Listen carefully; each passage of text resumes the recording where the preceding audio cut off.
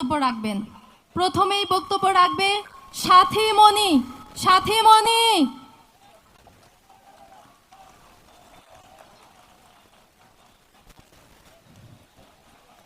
আসসালামু আলাইকুম। আমরা সবাই চুপ থাকবো, শুনতে সাহায্য করব। আসসালামু আলাইকুম। আমার নাম ওয়ালাইকুম সাথী মণি। আমি আসিয়াবাড়ি আদর্শ বিদ্যালয়ের নবম শ্রেণীর বিজ্ঞান বিভাগের একজন শিক্ষার্থী। আঙ্কেল, আপনাকে একটা প্রশ্ন করতে পারি? হ্যাঁ, নিশ্চয়ই সাথী। আমি একজন ডাক্তার হতে চাই, ডক্টর জুবাইদার মতো একজন বড় হার্টের ডাক্তার। সায়েন্স পড়তে আমাদের হায়ার ম্যাথের অনেক কঠিন কঠিন অঙ্কগুলো করতে হয়। অঙ্ক করতে আমার একদমই ভালো লাগে না। আচ্ছা আঙ্কেল, ডাক্তারি করতে গিয়ে এত এত অঙ্কের কোনো দরকার আছে? আমাদের সিলেবাসগুলো কি একটু ভাবনা চিন্তা করে দেওয়া যায় না? কখনো সৃজনশীল শিক্ষা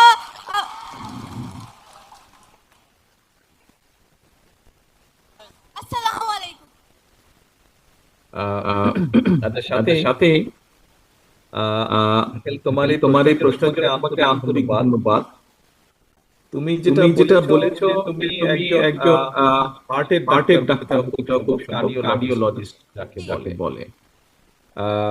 দেখো, এই যে তুমি যে স্কুলে আসো, এই স্কুলে আসতে হলে তোমার যেরকম স্কুলে আসতে ভালো লাগে, স্কুলে আসলে টিচারদের কথা শুনতে পাও, আহ, স্কুলে আসলে বন্ধুদের সাথে দেখা হয়, গল্প করো, লেখাপড়া করো, খেলাধুলা করো।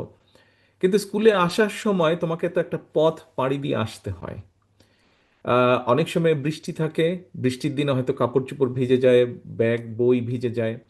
অনেক সময় হয়তো খুব গরম থাকে, গরমে কষ্ট হয়, কিন্তু তারপরেও তুমি আসো। তো এখন তুমি যদি কার্ডিওলজিস্ট হতে চাও, কার্ডিওলজিস্ট বা ডাক্তার বা ডাক্তারি অন্য কোনো সাবজেক্টের ডাক্তারও যদি হতে চাও, তাহলে স্বাভাবিকভাবেই এই যে এতদিন ধরে যে এই সাবজেক্টটা যে ডেভেলপ করেছে পৃথিবীতে, বহু রিসার্চের পর রিসার্চ ধরে ধরে পৃথিবীতে এই সাবজেক্টটা ডেভেলপ করেছে। এবং যখন আস্তে আস্তে আস্তে এই কার্ডিওলজি সাবজেক্টটা ডেভেলপ করেছে, তখন তারা দেখেছে যে একজন মানুষকে যদি কার্ডিওলজিস্ট হতে হয়, তাহলে তাকে অবশ্যই এই সাবজেক্টগুলোতে এক্সপার্ট বা পারদর্শী হয়ে তারপরে ওই জায়গায় আসতে হবে, তাই না? তোমার ক্লাসে যারা ফার্স্ট সেকেন্ড থার্ড হয়, তারা অনেক কষ্ট করে, তাই না? অনেক পড়ালেখা করে তারা। পড়ালেখা যে বেশি করবে, যে ভালোভাবে পড়ালেখা করবে, সেই তো ভালো রেজাল্ট করবে। কাজেই তুমি যে বললে তোমার অঙ্ক করতে ভালো লাগে না, তোমাকে একটা সিক্রেট কথা বলি, অঙ্ক কিন্তু আমারও খুব ভালো লাগতো না, অঙ্ক দেখলে আমিও ভয় পেতাম। আচ্ছা, তো এখন বিষয়টা হচ্ছে যে কার্ডিওলজিস্ট হতে হলে তোমাকে একটু কষ্ট করতেই হবে। যে কোনো জিনিস অর্জন করতে হলে প্রথমে একটু কষ্ট করতেই হয় আঙ্কেল, একটু কষ্ট করতে হয়। তুমি যদি মন দিয়ে পড়ো, মন দিয়ে তুমি যদি কষ্ট করো, আমি বিশ্বাস করি ইনশাল্লাহ তুমি একজন খুব বড় ভালো ডাক্তার হতে পারবে। আমি অনেক আমি ভালো শুনতে লাগলো। পাচ্ছি।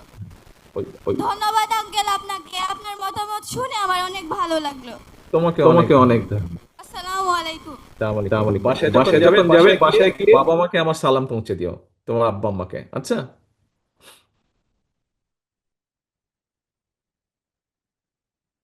এবং ধন্যবাদ, ভাইয়া তার সুন্দর বক্তব্য রেখেছেন। এবার প্রশ্ন নিয়ে আসবে সাবরিনা ইলহাম। সাবরিনা ইলহাম।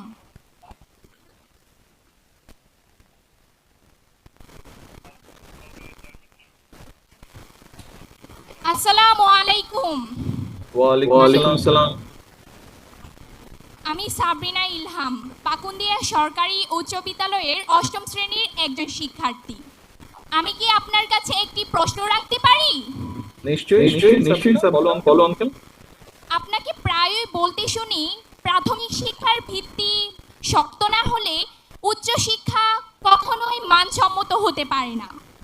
আমাদের গ্রামের বিদ্যালয়গুলো তো তেমন ভালো না। ভালো মেয়েদের জন্য ভালো টয়লেট নেই, আমাদের পানি কম খেতে হয়। তাছাড়া আমাদের মেয়েদের জন্য ভালো টয়লেট নেই, তাছাড়া পানি কম খেতে হয়। এখন এই সমস্যা দূরীকরণে কাউকে তেমন উদ্যোগ নিতে দেখা যায় না। এই সমস্যা দূরীকরণে আপনার কি কোনো পরিকল্পনা আছে সবিনয়ে জানতে চাই। আচ্ছা আচ্ছা, রাবিনা, তোমাকে অনেক অনেক ধন্যবাদ তোমার প্রশ্নের জন্য। আমাদের এটা সত্য, এটা সঠিক যে আনফর্চুনেটলি আমাদের দেশের প্রাইমারি স্কুলগুলো বা ইভেন সেকেন্ডারি স্কুলগুলো, বিশেষ করে যেগুলো গ্রাম অঞ্চলে অবস্থিত, অনেক স্কুলগুলোই এর আগে যখন বিএনপি সরকার পরিচালনার দায়িত্বে ছিল, আমরা চেষ্টা করেছিলাম অনেকগুলো স্কুল তৈরি করতে। আমরা অনেকগুলো স্কুল তৈরিও করেছিলাম, প্রাইমারি স্কুল এবং সেকেন্ডারি স্কুল, নতুন বিল্ডিং, যাতে ছাত্রছাত্রীদের সুবিধা হয়, শিক্ষক শিক্ষিকাদের যাতে সুবিধা হয়। এখন এখানে একটি বিষয় আছে। বিষয়টা হচ্ছে, দেখো, আহ, তোমার নিজের যেই ঘরটি আছে, তুমি তো তোমার ঘরটিকে গুছিয়ে রাখো, তাই না?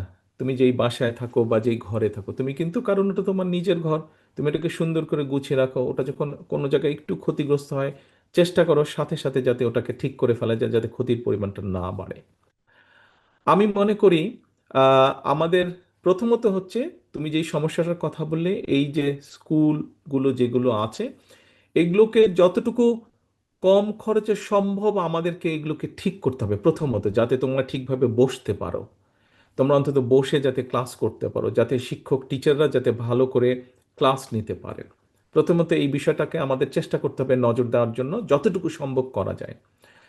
আহ, যেভাবেই হোক, বিগত 15-16 বছর, আহ, তুমি জানো, এই দেশ থেকে বহু অর্থ সম্পদ পাচার হয়ে গিয়েছে। ফলে সার্বিকভাবে দেশ একটা অর্থনৈতিকভাবে একটা ক্ষতিগ্রস্ত অবস্থায় আছে। এখন যেহেতু আমরা অর্থনৈতিক টানাপোড়েনের মধ্যে আছি, আমাদেরকে চেষ্টা করতে হবে আমাদের অল্প অর্থটা কিভাবে আমরা সঠিকভাবে ব্যবহার করতে পারবো। আমি মনে করি যে মোটামুটি রিপেয়ার করার মাধ্যমে যদি আমরা শুরু করতে পারি, তাহলে সবচেয়ে প্রথমে, এটার পাশাপাশি সবচেয়ে প্রথমে আমাদেরকে যেটা জোর দিতে হবে সেটা হচ্ছে যে আমাদের যারা প্রাইমারি, বিশেষ করে প্রাইমারি স্কুলের শিক্ষক শিক্ষিকা যারা আছেন, এই শিক্ষক শিক্ষিকাদেরকে আমাদের দুটো বিষয় নজর দিতে হবে তাদের প্রতি। এক, ওনাদেরকে আমাদের ট্রেনিং দিতে হবে, ভালো করে ভালো করে আমাদের ট্রেনিং দিতে হবে, যাতে করে ওনারা, শিক্ষার্থী যারা আছে তাদেরকে ভালোভাবে ওনারা শিক্ষাতে পড়াতে পারেন। এটা গেল প্রথম বিষয়। আমরা এরই ভিতরে পড়েছি যে আমাদের বাজেটের একটা বড় অংশ, অন্তত 4 থেকে 5% মিনিমাম আমরা অংশ, এখন বোধহয় 1.2% আছে টোটাল বাজেটের, এটাকে বাড়িয়ে আমরা আমরা শিক্ষাতে এটা ডাইভার্ট করতে চাই, বড় বাজেট। যার একটা বড় অংশ থাকবে, যার একটা বড় অংশ থাকবে টিচার যারা আছেন, প্রাইমারি স্কুলের শিক্ষক শিক্ষিকা যারা আছেন, তাদেরকে একটা অর্থনৈতিক সাপোর্ট দেওয়া। আমরা অনেক সময় দেখেছি যে বাধ্য হয়েই প্রাইমারি স্কুলের শিক্ষক শিক্ষিকারা সেকেন্ড একটা জব ওনাদেরকে করতে হয়, একটা কর্মসংস্থানের ব্যবস্থা করতে হয় সংসার চালানোর জন্য। আমরা চাই না ওনারা এটা করুক, আমরা চেষ্টা করছি, আমরা চেষ্টা করবো ইনশাল্লাহ, যাতে ওনারা ওনাদের ফুল কনসেন্ট্রেশন, ওনাদের পুরো মনোযোগ যাতে ওনারা শিক্ষার্থীদের পিছনে দিতে পারেন। আমরা ওনাদেরকে, ওনাদের সামাজিকভাবে অর্থনৈতিকভাবে ওনাদেরকে যাতে আমরা বেটার সাপোর্ট করতে পারি, সেটা আমাদের থাকবে অন্যতম মূল লক্ষ্য টিচারদেরকে। আচ্ছা, এখন আরেকটি বিষয় আছে। বিষয়টি হচ্ছে যেটা তুমি বললে, আমি প্রায় বলি, হ্যাঁ, আমি মনে করি যে প্রাইমারি স্কুলে যারা পড়ালেখা করে, এদের বুনিয়াদটাকে যদি আমরা শক্তিশালী করতে পারি, তাহলেই আমরা ভবিষ্যৎটাকে একটা শক্ত সুন্দর ভিত্তির উপরে তৈরি করতে পারবো। আমরা শক্ত সুন্দর ভিত্তির উপরে তৈরি করতে পারবো আমরা, কারণ নর্মালি একটা বাচ্চা সাধারণত 5 বছর বয়সে যা যা কিছু শিখবে সেটা তার মাথার মধ্যে একদম খোদাই হয়ে যায়। তো সেই জন্যই বাচ্চা থেকে তাদেরকে সামাজিক ভ্যালু বলো, তাদেরকে ভালো যে কোনো জিনিস বলে, এই সবগুলো আমরা চেষ্টা করবো প্রাইমারি স্কুল থেকে শেখাতে। একটি কথা আমি কাউকে আঘাত না করে বলতে চাই, বিশেষ করে প্রাইমারি স্কুলের বা স্কুল পর্যায়ে, সেকেন্ডারি স্কুল পর্যায়ে যারা শিক্ষক শিক্ষিকা আছেন, আমি কাউকেই আঘাত করতে চাই না। তবে নর্মালি আমাদের সমাজ ব্যবস্থায় আমরা একটি চিত্র দেখি। অনেক সময় আমরা দেখি যে ঠিক আছে, কেউ একজন চাকরি বাকরি পাচ্ছে না, গ্র্যাজুয়েশন পর চাকরি বাকরি পাচ্ছে না, প্রাইমারি স্কুলে জয়েন করে ফেললো। আমি মনে করি, ব্যক্তিগতভাবে আমি যেটা বিশ্বাস করি, যে প্রাইমারি স্কুল বা সেকেন্ডারি স্কুলে সেই সকল ব্যক্তিবর্গই শিক্ষক বা শিক্ষিকা হিসাবে দায়িত্ব পালন করবেন যারা ভালো মেধাবী। তোমরা যারা মেধাবী আছো, আজকে যারা এখানে পুরস্কার পেয়েছো, বৃত্তি পেয়েছো, তোমাদের মতন মেধাবীরা যখন আস্তে আস্তে আস্তে শিক্ষক হিসেবে দায়িত্ব পালন করা শুরু করবে, আমি বিশ্বাস করি ঠিক সেদিন থেকে আমাদের শিক্ষা ব্যবস্থা এবং আমাদের সামগ্রিকভাবে জাতি একটা শক্ত ভিত্তির উপরে আস্তে আস্তে দাঁড়াতে পারবে। আমি কি, ও আরেকটা তুমি বলেছো পানির ব্যবহার, তাই না? তোমার প্রশ্নের একটা অংশ ছিল বোধহয় পানির সমস্যা। ইয়েস। তোমার নামটা কি বলেছিলে? হাম সরি, আবার বলো। সাবরিনা ইলহাম। সাবরিনা, সাবরিনা, হ্যাঁ সাবরিনা। সাবরিনা, সাবরিনা, পানির বিষয়টা একটা একটা সিরিয়াস অবস্থা হয়ে আছে। এখানে অনেক মুরব্বি আছেন, আমার চেয়েও বয়সে অনেকে বড় আছেন, আমাদের বয়সী আছেন, আমরা দেখেছি তখন। বা বিশেষ করে মুরব্বি যারা, আমাদেরও যারা মুরব্বি আছে, তুমি তোমার দাদা দাদি নানা নানি যদি ওনারা বেঁচে থাকেন, ওনাদের কাছ থেকে জিজ্ঞেস করবে যে শহীদ রাষ্ট্রপতি জিয়াউর রহমানের সময় একটি পরিকল্পনা গ্রহণ করা হয়েছিল, কর্মসূচি গ্রহণ করা হয়েছিল, খাল খনন কর্মসূচি। এই খাল খনন কর্মসূচিটা কেন করা হয়েছিল? কয়েকটি কারণ আছে, আমি অল্প বেশি কারণ বলবো না, সময় লাগবে। তার মধ্যে একটা কারণ ছিল কৃষকদের সেচ সুবিধার জন্য, যাতে পানি কৃষকরা সঠিক সময় পেতে পারে, সেই জন্য খাল খনন করা ছিল। নদী থেকে সারা দেশের ভিতর ভিতর ভিতর ভিতর দিয়ে খাল নিয়ে আসা হয়েছিল। এটি ছিল একটি কারণ। দ্বিতীয় একটি কারণ ছিল বর্ষার সময় যখন হঠাৎ করে নদীতে পানি বেশি হয়ে যায়, আমরা দেখেছি যে নদীর দুপাশ তখন ছাপিয়ে বাড়ি ঘরগুলো পানিতে ভেসে যায়। আমাদের যদি খালগুলো খনন করা থাকে, তাহলে বাড়তি পানিটা খালে চলে যাবে বর্ষার সময় এবং সেখানে থাকবে। সেই পানিটা, সেটি সেচ সুবিধার জন্য হোক, সেটি খালের দুই পাশে যে সকল মানুষ বসবাস করেন তাদের নিজস্ব ব্যবহারের জন্য হোক, সেই পানিগুলো আমরা ব্যবহার করতে পারবো। আমাদের খাল খনন করাটা সেই জন্য অত্যন্ত জরুরি। আরেকটি কারণে আমাদের খাল খননটা জরুরি, এই যে তুমি বললে পানির ব্যবহার, তোমার কি ধারণা আছে সাধারণত একজন মানুষের সারা দিনে খাওয়া দাওয়া, গোসল টোসল সব কিছু মিলিয়ে পানি খাওয়া থেকে শুরু করে কত লিটার পানি লাগে? তোমার ধারণা আছে? অন এন এভারেজ, একশো লিটার পানি লাগে। 100 লিটার পানি একজন মানুষের মোটামুটি প্রতিদিন স্বাভাবিকভাবে কম বেশি যদি ব্যবহার করে, অনেকে বেশিও ব্যবহার করে, সেটা অন্য বিষয়। তুমি খেয়াল করে দেখবে, নিশ্চয়ই তোমাদের ধারণা আছে, এখানে অনেকেরই নিশ্চয়ই ধারণা আছে, বাংলাদেশে এই যে তুমি পানি বললে, পানি ঠিকভাবে পাও না তোমরা স্কুলগুলোতে। শুধু স্কুলগুলোতে নয়, আমরা যদি দেখি যে কোনো ওয়াটার বডি থেকে, অর্থাৎ সেটি খাল হোক, নদী হোক, পুকুর হোক, দিঘি হোক, যে সকল মানুষ এই ওয়াটার বডি থেকে দূরে থাকে, তাদের দেখবে একটি সমস্যা হয়, বিভিন্ন রকম স্কিন ডিজিজ হয় তাদের, চর্ম সংক্রান্ত অসুখ হয়। কেন? কারণ ঠিকভাবে তারা গোসল, হাত মুখ ধোয়া এইগুলো তাদের পক্ষে করা সম্ভব হয় না। কাজে আমরা যদি, তুমি যে স্কুলে পানি পাচ্ছ না, কৃষকদের পানির সুবিধা, বন্যার বিষয়টা, তারপরে এই যে আমি বললাম সমস্যা আরেকটি, যারা দূরে থাকে তারাও পানি পাচ্ছে না, আমাদের যদি এই সবগুলো বিষয় চিন্তা করতে হয়। আরেকটি বিষয় হচ্ছে খুব গুরুত্বপূর্ণ, সেটা হচ্ছে নদীতে পানি যেহেতু কমে গিয়েছে বিভিন্ন কারণে, খালগুলো ভরাট হয়ে গিয়েছে, পানি কমে গিয়েছে খালগুলোতে, বা নাই, একদম শুকনো ড্রাই হয়ে গেছে খালগুলো। তার ফলে যেটা হচ্ছে, আমরা ডিপ টিউবওয়েল ব্যবহার করছি দেশের বিভিন্ন জায়গায়। তুমি নিশ্চয়ই দেখেছো, তোমার এলাকাতে বহু ডিপ টিউবওয়েল। এই ডিপ টিউবওয়েল থেকে, গভীর থেকে পানি উঠানোর ফলে হচ্ছে কি, আমাদের আন্ডারগ্রাউন্ড ওয়াটার লেভেল অনেক নিচে নেমে যাচ্ছে, যেটা একটা ডেঞ্জারাস বিষয় হচ্ছে আমাদের জন্য। এবং এইভাবে যদি পানি কমতে থাকে, হয়তো দেখা যাবে 20-30 বছর পরে পানি নিয়ে রীতিমতো যুদ্ধ হচ্ছে দেশের মধ্যে, মানুষে মানুষে যুদ্ধ হচ্ছে। কাজে আমরা এই সার্বিক বিষয় যদি চিন্তা করি, আমরা যেটি ঠিক করেছি, আমাদের দলের মধ্যে যেটি আমরা আলোচনা করে সিদ্ধান্ত নিয়েছি, এই সমস্যাগুলোর যদি কম বেশি আমাদেরকে সমাধান করতে হয়, আমাদেরকে সেই 1979 সালে শহীদ রাষ্ট্রপতি জিয়াউর রহমান যে খাল খনন কর্মসূচি শুরু করেছিলেন, আমাদেরকে আবার খাল খনন কর্মসূচি শুরু করতে হবে। আমাদের খালগুলোতে পানি নিয়ে কেটে পানি নিয়ে আসতে হবে, আমাদের নদীগুলোতে পানি নিয়ে আসতে হবে। আর এখানে আরেকটি উদাহরণ দিই, তাহলে তোমার জন্য বুঝতে আরেকটু সুবিধা হবে, এখানে সবার জন্য আরেকটি উদাহরণ দিই, সবার জন্য বুঝতে সুবিধা হবে। পানিটা নিয়ে আমি একটু বেশি কথা বলছি, তোমার প্রশ্নের উত্তরটা অনেক লম্বা হয়ে যাচ্ছে। কথাটা বলার কারণ হচ্ছে, উত্তরটা লম্বা করার কারণ হচ্ছে, এটা আমাদের প্রত্যেকটি, বাংলাদেশের 20 কোটি মানুষ থাকলে প্রত্যেকটি মানুষের জন্য এই পানিটা অসম্ভব অসম্ভব অসম্ভব জরুরি একটি বিষয়। পানির অপর নাম জীবন। নিশ্চয়ই তুমি বইয়ের পাতায় পড়েছো, এটা লেখা আছে, পানির অপর নাম জীবন। তো এখন আহ, আমাদেরকে, তোমাকে একটা উদাহরণ দেই। গত বছর খানেক আগে তোমার নিশ্চয়ই মনে আছে, আমাদের নোয়াখালী অঞ্চলে, নোয়াখালী, লক্ষ্মীপুর, ফেনী, বিরাট অঞ্চলটা নিয়ে একটা হঠাৎ করে একটা বন্যা হয়েছিল, মনে আছে? বন্যা হয়েছিল। হ্যাঁ। আচ্ছা, আচ্ছা, ওই পাশটা আনমিউট করতে হবে, সাবরিনার কথা আমি শুনতে পাচ্ছি না। হ্যাঁ, সাবরিনা, সাবরিনা কি বলছো? মনে আছে মনে তোমার আছে তোমার জি কথাটা? মনে আছে। আচ্ছা, আচ্ছা, এখন এখন এখন এখন সবাইকে সবাইকে আমি আমি বলি, বলি একটু সবাই শোনেন। এই যে নোয়াখালী, লক্ষ্মীপুর, ফেনী, এই এলাকায় বন্যা হয়েছিল, মনে করেন একটা পুকুর, যেই পুকুরটার মধ্যেখানে দাঁড়িয়ে যেদিকেই আমরা যাব 50 মাইল, আমরা একদম পুকুরটার মধ্যেখানে যদি দাঁড়াই এবং যে কোনো দিকে যদি যাই 50 মাইল, তাহলে চিন্তা করেন তো পুকুরটা কি বিরাট। এবং ওই পুকুরটার গভীরতা যদি, এভারেজ গভীরতা যদি 7 ফিট হয়, তাহলে কি পরিমাণ পানি ওখানে জমা হবে বুঝতে পারছো?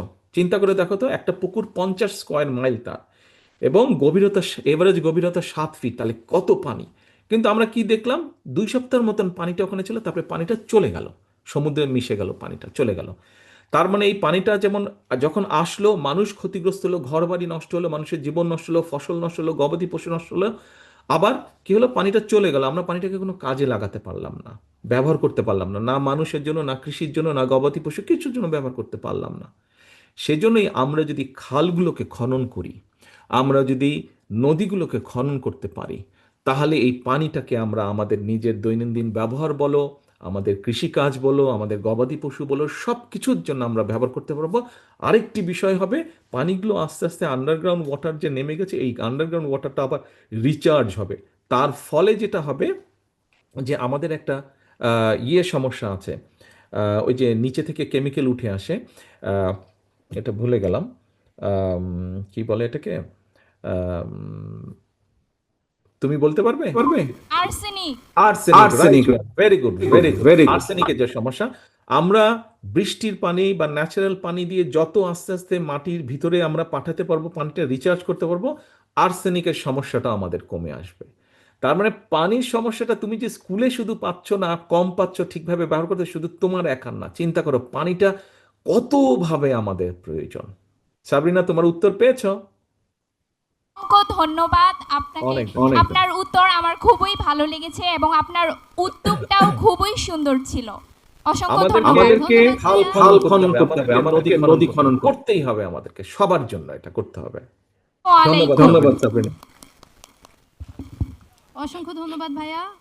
এ পর্যায়ে প্রশ্ন রাখবে আমিনুল ইসলাম নকিব এবং পরবর্তীতে প্রস্তুত থাকবেন সিদরাতুল মুনতাহা। এখন প্রশ্ন রাখবে আমিনুল ইসলাম নকিব। নকিব, তুমি তোমার প্রশ্নটা করো। আমিনুল ইসলাম নকিব।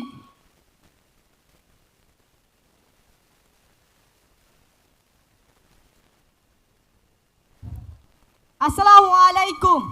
ওয়ালাইকুম আসসালাম মিস্টার নকিব, ভালো আছো? ভালো আছো? জি ভালো আছি। আচ্ছা, আপনি কেমন আছেন? আলহামদুলিল্লাহ, আলহামদুলিল্লাহ, আমি ভালো আছি। আমি হামিমুল ইসলাম নকিব, পাখুন্দিয়া উপজেলার হুসেন্দি উচ্চ বিদ্যালয়ের 9ম শ্রেণীর বিজ্ঞান বিভাগের একজন ছাত্র। আঙ্কেল, আমি আপনাকে একটি প্রশ্ন করতে চাই। নিশ্চয়ই, আঙ্কেল, নিশ্চয়ই বলো। আপনার মুখ আপনি বলেছেন এরকম, আমি অনেকবার কথা শুনেছি যে বাংলা ইংরেজি এর পাশাপাশি আরবি আরবি আরবি জাপান জাপান জার্মান, জা- জাপানিজ, ফ্রান্স, স্প্যানিশ। এই ভাষাগুলোর মধ্যে যে কোনো একটি অথবা দুটি ভাষাকে আবশ্যিক করবেন। এই বিষয়ে আপনার ভবিষ্যৎ পরিকল্পনা কি, এবং আমরা কি তা এত এত পড়াশোনার মধ্যে চালিয়ে যেতে পারবো? আচ্ছা নকিব, তুমি ক্লাস 9-এ পড়ো, রাইট? তুমি ক্লাস 9-এ পড়ো? জি। আচ্ছা, আচ্ছা, আচ্ছা। ওই পাশে যারা এই জুম সিস্টেমটা করছেন, দয়া করে আনমিউট রাখেন, তাহলে আমি নকিবের কথাগুলো শুনতে পাবো। আপনারা বারে বারে মিউট করে দিচ্ছেন, আনমিউট করেন। কিশোরগঞ্জ, জুমটাকে আনমিউট করেন। আমি আমি নকিবের নকিবের কথা, কথা, হ্যাঁ হ্যাঁ এখন ঠিক আছে। আচ্ছা আচ্ছা নকিব, নকিব, তুমি তুমি আমাকে বলো তো, তুমি তো তুমি তো এখন বাংলা বলতে পারো, রাইট? রাইট? জি আচ্ছা, আচ্ছা, ইংরেজি ইংরেজি বলতে পারো, রাইট? রাইট? জি আচ্ছা, আচ্ছা, এখন এখন ধরো ধরো তুমি তুমি জাপানিজ জাপানিজ ভাষাও ভাষাও বলতে বলতে পারো। পারো। জি ধরো ধরো আমরা আমরা ধরে ধরে নিচ্ছি নিচ্ছি তুমি তুমি জাপানিজ জাপানিজ ভাষা ভাষা বলতে বলতে পারো, জাপানি জাপানি ভাষা ভাষা এখন বলতে পারো। এখন জাপানি জাপানি ভাষা ভাষা যদি যদি বলতে পারো, তুমি তুমি আমাকে বলো তো তোমার তোমার কি কি লাভ হতে পারে? পারে? ধরেন তুমি আমার দুটো দেশ বিদেশি ভাষা পারো, একটা ইংরেজি একটা জাপানি। বাংলা ভাষা তো মাতৃভাষা তুমি পারোই। এখন আমার এখন অর্থ- এর বাইরে তুমি যদি আমার তুমি দে- দুটো ভাষা পারো, বিদেশি ভাষা, ভাষা, তাহলে কি লাভ হবে তোমার বলো তো?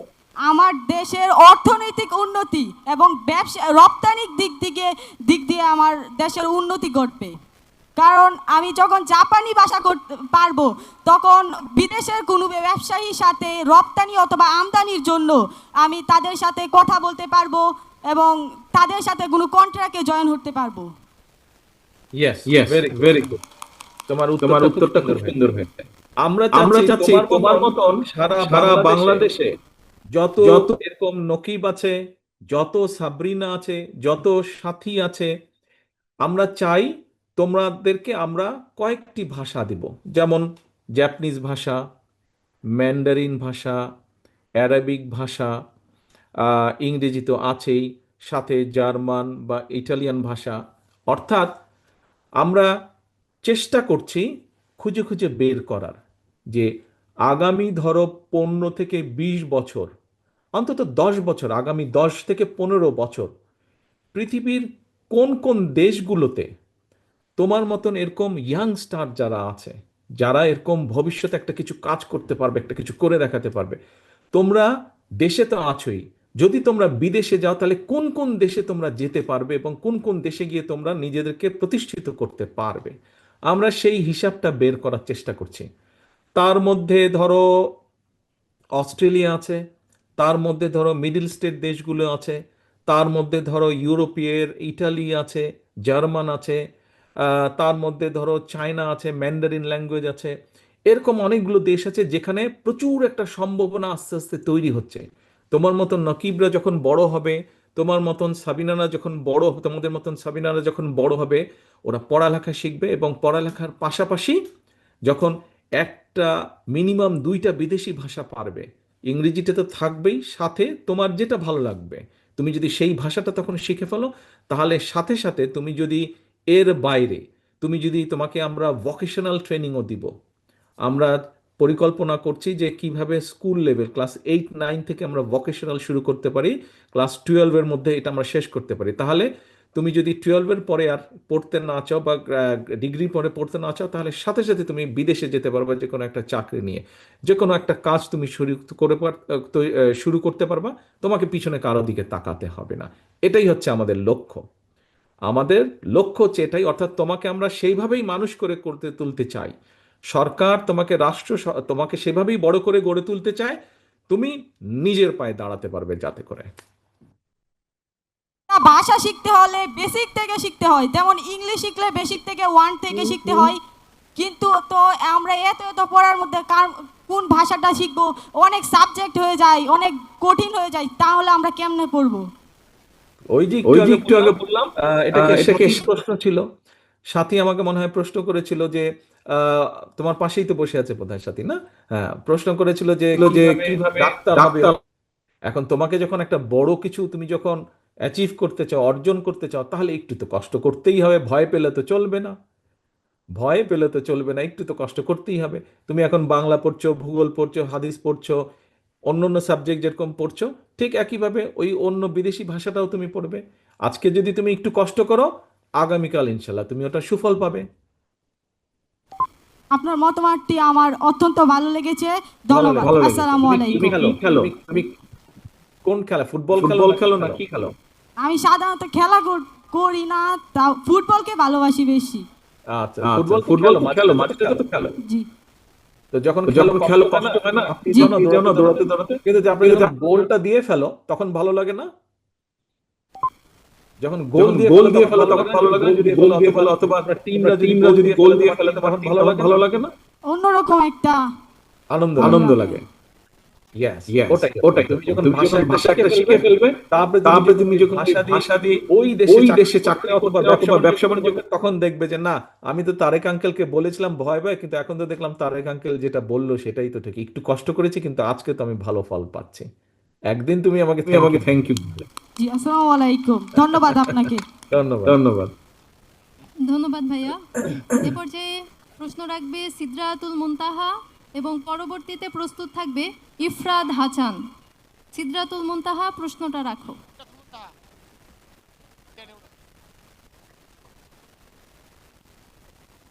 আসসালামু আলাইকুম।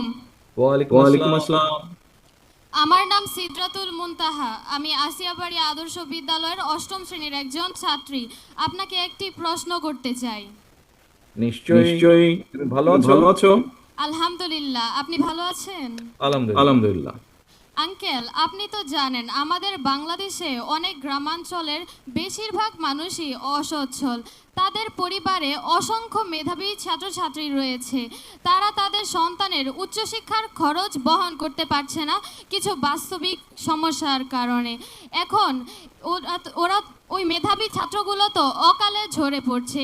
ওদের অকালে ঝরে পড়া রোধে আপনার কি কোনো পরিকল্পনা রয়েছে? থ্যাংক ইউ মুনতাহা, তোমার প্রশ্নের জন্য। আহ, দেখো মুনতাহা, আহ, তুমি যদি তোমার আব্বু আম্মুকে জিজ্ঞেস করো, ওনারা তোমাকে বলতে পারবেন যে 91 সালে, 91 সালে যখন আমাদের দল বিএনপি রাষ্ট্র পরিচালনার দায়িত্ব পায়, তখন কিন্তু আমরা প্রাথমিক শিক্ষা আইন, যেটা প্রাথমিক শিক্ষা আইন, এটা আমরা প্রণয়ন করেছিলাম এবং এটা ছিল বাধ্যতামূলক। হ্যাঁ, এটা ছিল বাধ্যতামূলক। তো এখন বাধ্যতামূলক থাকার ফলে যেটা হয়েছিল যে আমরা ব্যবস্থাটা ওইভাবে করেছিলাম, বিশেষ করে মেয়েদের জন্য, যে 10ম শ্রেণী পর্যন্ত মেয়েদের পড়ালেখাটা ফ্রি ছিল। 10ম শ্রেণী পর্যন্ত মেয়েদের পড়ালেখাটা ফ্রি ছিল। পরবর্তীতে এটা ইন্টারমিডিয়েট পর্যন্ত করা হয়েছে। এটা গেল 1 নম্বর। এর বাইরে 1993 সালে আমরা খাদ্যের বিনিময়ে শিক্ষা কর্মসূচি আমরা চালু করেছিলাম। তারপরে শিক্ষা উপবৃত্তি চালু করা হয়েছিল। এটা শহরে এবং গ্রামে শিক্ষা উপবৃত্তি চালু করা হয়েছিল। এবং এই কাজগুলো করার ফলে, এটা তো একটা রিসার্চ হয়, একটা জিনিস তুমি যখন কাজ শুরু করবে কয়দিন পরে, তুমি যেরকম স্কুলে 3 মাস বা 6 মাস পড়ালেখার পরে একটা পরীক্ষা হয় না, ওই পরীক্ষায় দেখা যায় যে তুমি কতটুকু ভালো করলে, কোনটাতে ভালো হলো, কোনটাতে আরো ভালো করতে হবে, এরকম দেখা যায়। তো এই পরিকল্পনাগুলো বা এই প্রকল্পগুলো নেওয়ার পরে আমরা যেটা খেয়াল করলাম রিসার্চে, সেটা দেখা গেল যে তোমার মতন মেয়েরা, এরা অনেক বেশি স্কুলগুলোতে আসা ধরলো।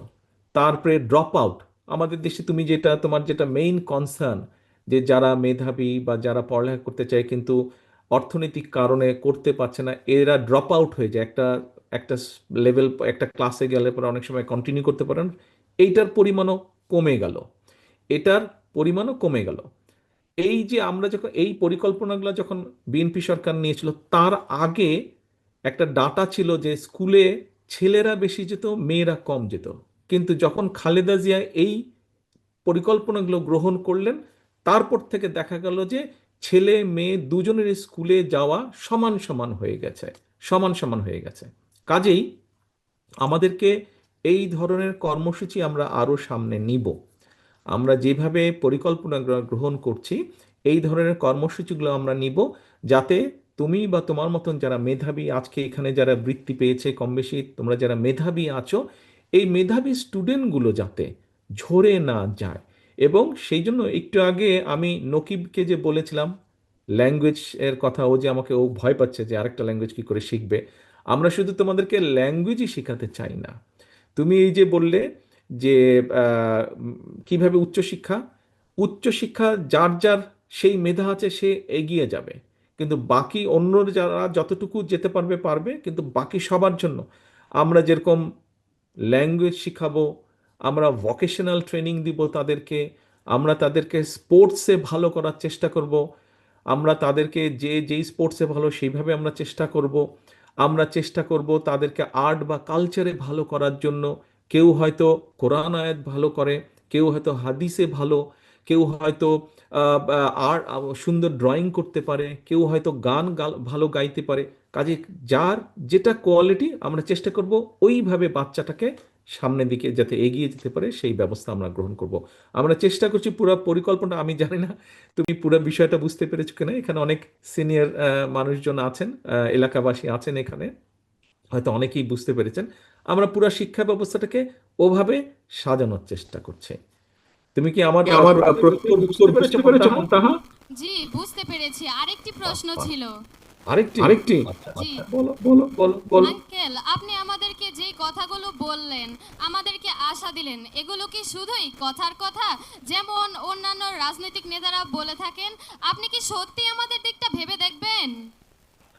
আচ্ছা আচ্ছা, দেখো, আমি কিন্তু তোমাকে তোমার প্রথম যে প্রশ্নটা ছিল ওই প্রশ্নের উত্তরে কিন্তু আমি বলেছি যে এর আগে এই যে আমি বললাম শিক্ষা উপপত্তি, তারপরে ধরো এই যে মেয়েদের শিক্ষা ব্যবস্থা ফ্রি ক্লাস 10 পর্যন্ত, তারপরে 12 পর্যন্ত, এই কাজগুলো তো আমরা করেছি। তারপরে এই যে বাধ্যতামূলক প্রাথমিক শিক্ষা আইন যেটা, এই কাজগুলো তো আমরা করেছি আগে, তাই না? বিএনপি যখন এর আগে রাষ্ট্র পরিচালনার দায়িত্ব ছিল, তুমি হয়তো তখন হওনি, কিন্তু তোমার আব্বু আম্মু তখন ছিলেন। তুমি আব্বু আম্মুকে জিজ্ঞেস করলে জানতে পারবে, তোমার টিচারদেরকে জিজ্ঞেস করলে তুমি জানতে পারবে যে বিএনপি যখন আগে দেশ পরিচালনার দায়িত্ব ছিল তখন বিএনপি এই কাজগুলো করেছে। এটা গেল 1 নম্বর। কাজে আমরা করেছি কাজ, আমাদের রেকর্ড আছে বিএনপির অতীতে যে এই কাজগুলো করেছে শিক্ষার জন্য। সেই জন্যই মেয়েদের এনরোলমেন্ট বেড়েছে, মেয়েরা এগিয়ে গিয়েছে, ছেলেরাও যেমন এগিয়েছে, মেয়েরাও সাথে সাথে এগিয়েছে। এই গেল একটা। আর দ্বিতীয় বিষয় হচ্ছে সামনে একটা নির্বাচন আছে, তুমি তোমার আব্বু আম্মুকে বলবে যে আঙ্কেলের সাথে আমার কথা হয়েছে, আঙ্কেল বলেছে, আঙ্কেল যে আঙ্কেলরা সরকার দায়িত্ব পেলে আঙ্কেল তারেক আঙ্কেলরা এইভাবে এইভাবে আমাদের শিক্ষার ব্যবস্থা করবে। তারপরে তোমার আব্বু আম্মুকে তুমি চেষ্টা করবে, তোমার চাচা চাচি সবাইকে তুমি চেষ্টা করবে কনভিন্স করার জন্য যাতে ধানের শীষে ভোট দেয়। আর যদি আমরা না করি তাহলে পরের বার তুমি আর আমাদেরকে ভোট দিও না, হয়ে গেল। একবার ট্রাই করো। অসংখ্য ধন্যবাদ। ধন্যবাদ ধন্যবাদ। ধন্যবাদ ভাইয়া। ভাইয়া, আপনি অনুমতি দিলে আমি আর 3-4টা প্রশ্ন আছে। হ্যাঁ বলেন বলেন। জি। অসুবিধা। এ পর্যায়ে প্রশ্ন রাখবে ইফরাদ হাসান। ইফরাদ হাসান এবং পরবর্তীতে প্রস্তুত থাকবে ফারজানা আক্তার নওরিন।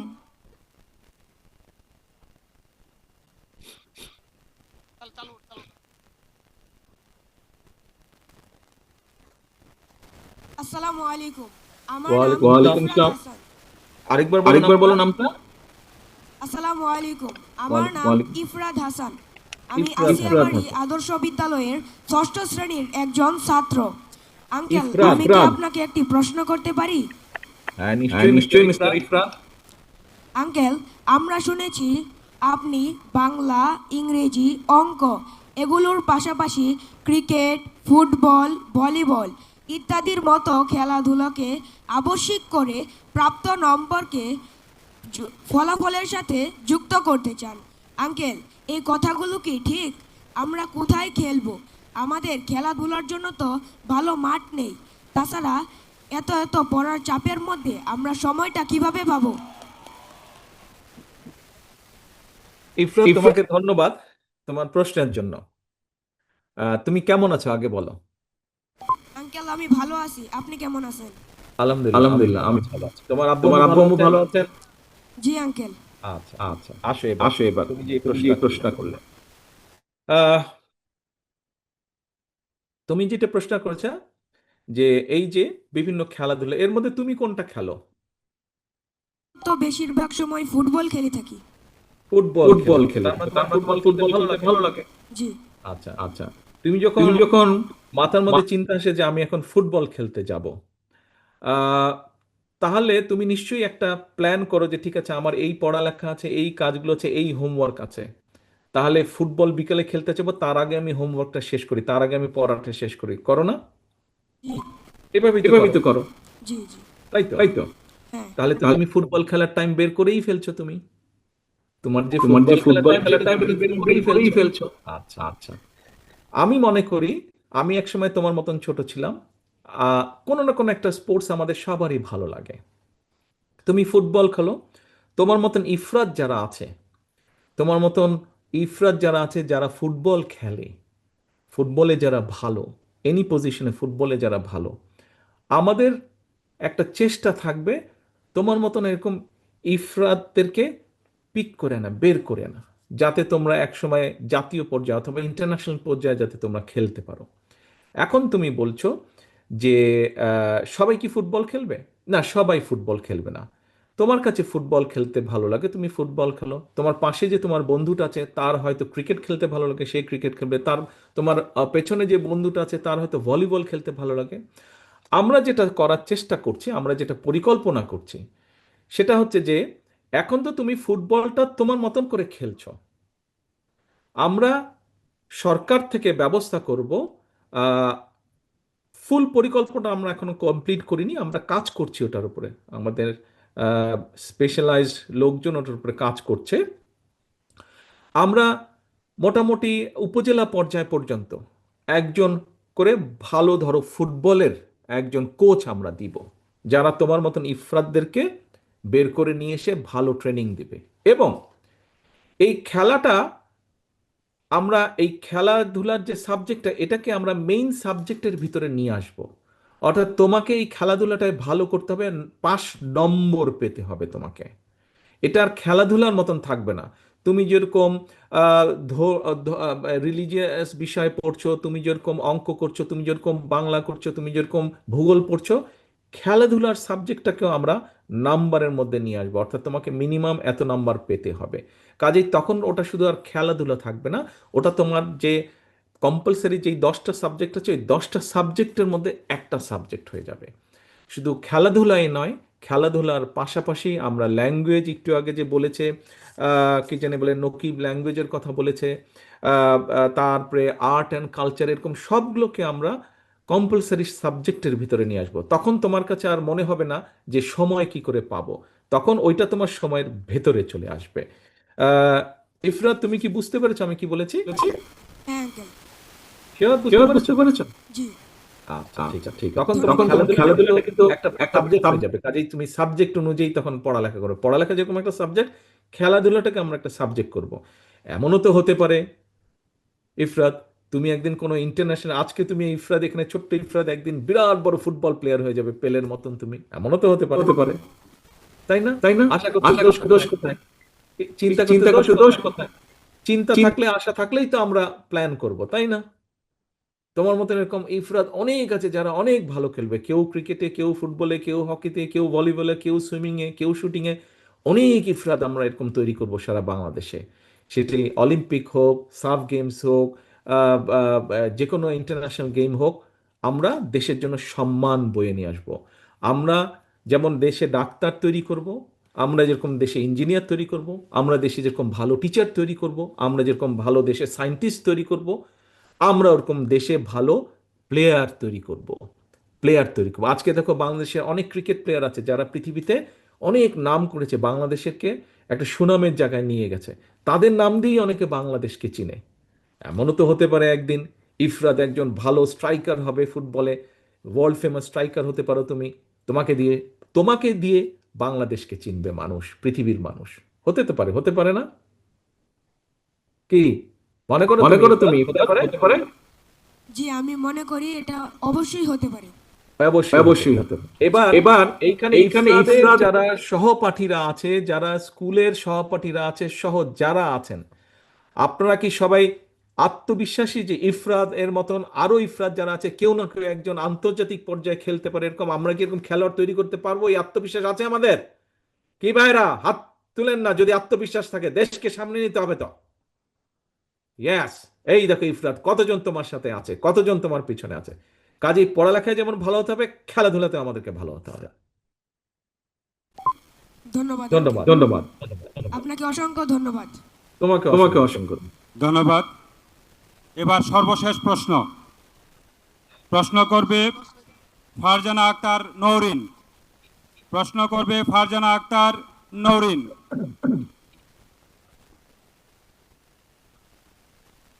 আসসালামু আলাইকুম। ওয়ালাইকুম সালাম।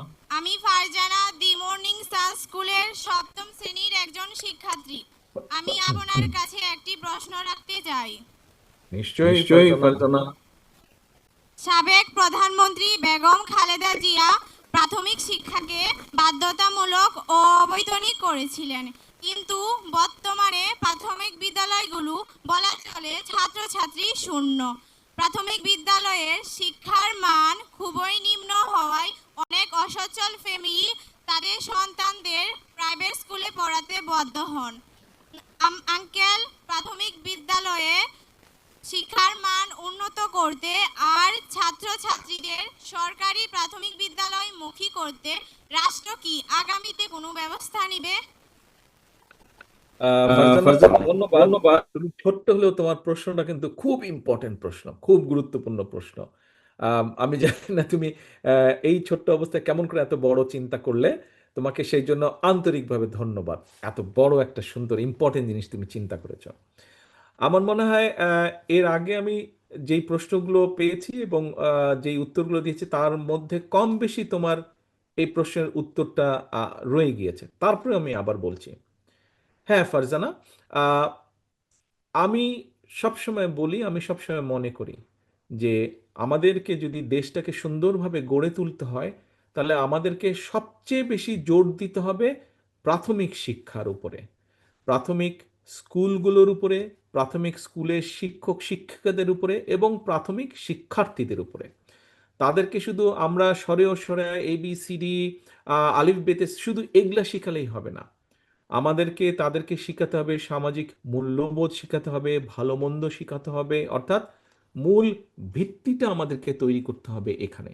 এবং সেই জন্যই আমরা পরিকল্পনা গ্রহণ করেছি যে আমরা চেষ্টা করব ইনশাল্লাহ প্রতি বছর দেশে একটা বাজেট তৈরি হয়। তুমি কি এটা জানো? বাজেট শব্দটার সাথে তুমি শুনেছো বাজেট শব্দটা? আচ্ছা, এই এই বাজেটের বাজেটের মধ্যে মধ্যে একটা সরকার বিভিন্ন যেই কাজগুলো করতে চায় তার জন্য তারা অর্থ বরাদ্দ করে। আমাদের যেটা পরিকল্পনা আছে এটা আগেও ছিল। মোটামুটি এর আগে যখন তুমি যে বললে বেগম খালেদা জিয়া উনি যখন দেশ পরিচালনা করেছেন তখনও কিন্তু ছিল মোটামুটিভাবে শিক্ষার জন্য সবচেয়ে বেশি বরাদ্দ থাকতো। ইনশাল্লাহ আগামী দিনে বিএনপি রাষ্ট্র পরিচালনার দায়িত্ব পেলে, ধানের শীষ জিতলে ইনশাল্লাহ আমরা আবার শিক্ষার মধ্যে সবচেয়ে বেশি বরাদ্দ দিব। আমরা চেষ্টা করব প্রাইমারি স্কুলগুলোকে একটু ঠিকঠাক করে ফেলতে, যেগুলো বেশি নষ্ট সেগুলোকে ঠিকঠাক করতে, যাতে তোমার মতন বাচ্চারা ওখানে সুন্দর করে বসে পড়ালেখা করতে পারে। তোমার যারা টিচার থাকবেন ওনারা যাতে পড়ালেখা করাতে পারেন, এবং একই সাথে আমরা শিক্ষক শিক্ষিকা যারা থাকবেন তাদেরকে একটা সামাজিক এবং অর্থনৈতিকভাবে তাদেরকে সাপোর্ট দিতে পারি, যাতে তাদেরকে অন্য আরেকটা কাজের কথা চিন্তা করতে না হয়, তারা যাতে পুরো মনোযোগটা দিয়ে তোমাদেরকে পড়ালেখা করাতে পারেন। কাজেই আমাদের মূল বিষয়টাই হচ্ছে, এমনকি ফারজানা আমি জানি না তুমি কতটুকু আঙ্কেল এটা বুঝতে পারবে, আমাদের দেশে আমরা মানি না মানি একটা কথা আছে, দুর্নীতির একটা প্রকোপ আছে, মানে দুর্নীতি বিভিন্ন জায়গায় আছে। আমি ব্যক্তিগতভাবে বিশ্বাস করি হ্যাঁ, রাষ্ট্রের দুর্নীতি দমন করার জন্য হয়তো সংস্থা আছে, কিন্তু আমি মনে করি প্রাথমিক শিক্ষার মাধ্যমে যেই বাচ্চাগুলো বড় হবে আগামী দিন, আর যারা ছোট আছে আগামীকাল, তুমি যেমন আর ছোট আছে ইনশাল্লাহ আগামীতে তুমি বড় হবে, তোমরা যদি দুর্নীতির বিরুদ্ধে প্রতিরোধ গড়ে তুলতে পারো তাহলেই আমরা ইনশাল্লাহ বাংলাদেশকে দুর্নীতিমুক্ত করতে পারবো। কাজেই এই যে দুর্নীতিকে ঘৃণা করা, দুর্নীতির বিরুদ্ধে প্রতিবাদ গড়ে তোলা, এই শিক্ষাটাও আমাদেরকে প্রাথমিক প্রাথমিক লেভেলের যে শিক্ষা ব্যবস্থা সেইখানে আমাদেরকে এটা ইন্ট্রোডিউস করতে হবে। এবং প্রাইমারি টিচারদের মাধ্যমে তোমার মতন যারা স্টুডেন্ট আছে তাদের ভিতরে আমাদেরকে এটা ইনগ্রেভ করে দিতে হবে যে হ্যাঁ, দুর্নীতি খারাপ জিনিস। কাজেই আজ তুমি ছোট আছো কিন্তু কাল তুমি বড় হবে, কাল তুমি এই সমাজে একটা অবদান রাখবে, এবং সেখানে তখন তুমি দুর্নীতির বিরুদ্ধে স্ট্যান্ড নিতে পারবে। কাজে এই যে সামাজিক মূল্যবোধ, এই মূল্যবোধকে যদি আমাদের প্রতিষ্ঠিত করতে হয়, প্রাইমারি স্কুল হচ্ছে সবচেয়ে ইম্পর্টেন্ট জায়গা। কিভাবে মুরব্বীদের সাথে কথা বলতে হবে, কিভাবে মুরব্বীদেরকে দেখভাল করতে হবে, তাদের যত্ন নিতে হবে, কিভাবে প্রকৃতির যত্ন নিতে হবে, কিভাবে নিজেকে পড়ালেখা করতে হবে, কিভাবে আমাদের নিজেদেরকে ঠিক রাখতে হবে, এই সব বিষয়গুলো কিন্তু প্রাথমিক প্রাইমারি স্কুল থেকে হতে হবে। প্রাইমারি লেভেল থেকে এইগুলা আমাদেরকে শিখাতে হবে। আসসালামু আমি আলাইকুম। তুমি আপনাকে পেয়েছো তোমার অসংখ্য প্রশ্ন? ধন্যবাদ। আসসালামু আলাইকুম। আসসালামু আলাইকুম। তোমার প্রশ্নের উত্তর পেয়েছো? জি। অসংখ্য ধন্যবাদ ধন্যবাদ ভাইয়া। আপু।